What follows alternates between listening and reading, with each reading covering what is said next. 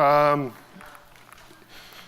it's been a long day, and I am tired. And I was actually going to talk to you all about a project I'm involved in called the Interference Archive, which is a physical space in Gowanus, Brooklyn, and it's what we call an archive from below.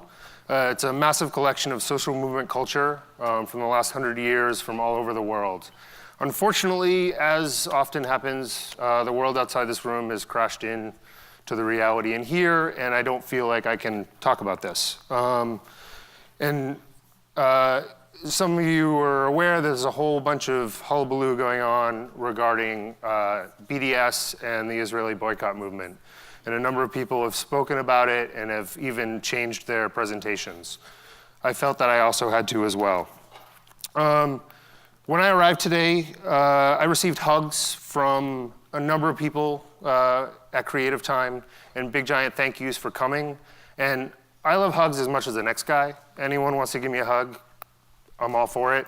But the problem was that actually, I believe, was code for you're one of the politicos and you being here can make me feel better about the choices we've made. And unfortunately, I feel like I love all the people at Creative Time, and there's nothing personal about this, but I feel like they made a mistake. I think Creative Time screwed up when they built a partnership with an Israeli cultural institution that has not condemned the occupation of Palestine. This is a break with a call for a cultural boycott of Israel that was generated by almost 200 Palestinian organizations, which Title mentioned and tried to talk about earlier. The last time a boycott of this scale was mobilized internationally was almost 40 years ago in relationship to apartheid in South Africa. And I think that in hindsight, that looks all clean and simple. I mean, what is there to argue about? Apartheid's bad. But at the time, it was just as sloppy and messy and confusing as what's going on now in relationship to Palestine and Israel. And given that, and all of its mess, most would acknowledge that the sport and cultural boycott of South Africa was an important mechanism for ending apartheid. I can't speak to why Mozarine and Rebel Diaz pulled out. All I can do is speak to why I'm here right now on this stage. Today I was presented with a choice. Follow a last-minute call not to speak at this summit, and my cell phone in my pocket has been vibrating all day with people trying to tell me that I shouldn't be up here, or to give my planned talk as if nothing else was going on. In my mind, that's a total shit choice, Coke or Pepsi. And so I'm trying to figure out a third way. I believe in organized boycotts, not personal ones. Personal boycotts might make us feel good about ourselves, but there's little evidence that they're politically effective. For me, politics must be social, because politics is nothing if it's not about my relationship to you and your relationship to the people sitting next to you, and on from there.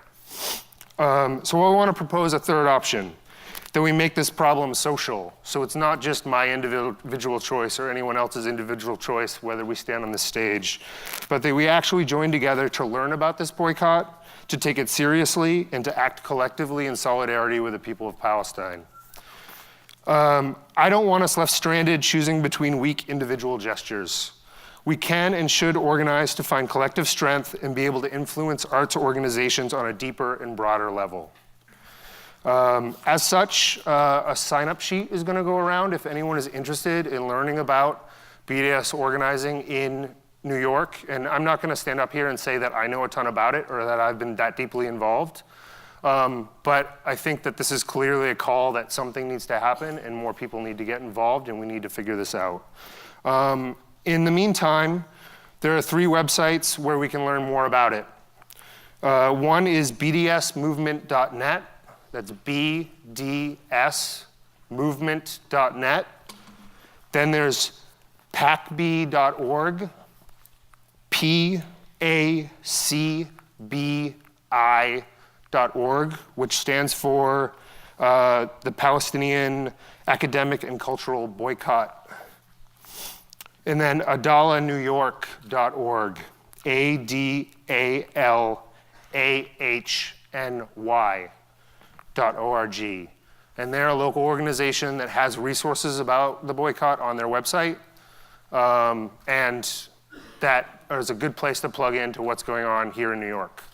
So thanks, everyone. I've taken up significantly less than I was supposed to, so everyone can get food earlier. And please sign up on the sign-up sheet, and hopefully some of the people that have been up here trying to figure this out, including people from Tidal, will get in touch with you, and we'll try to figure out a way to deal with this problem together.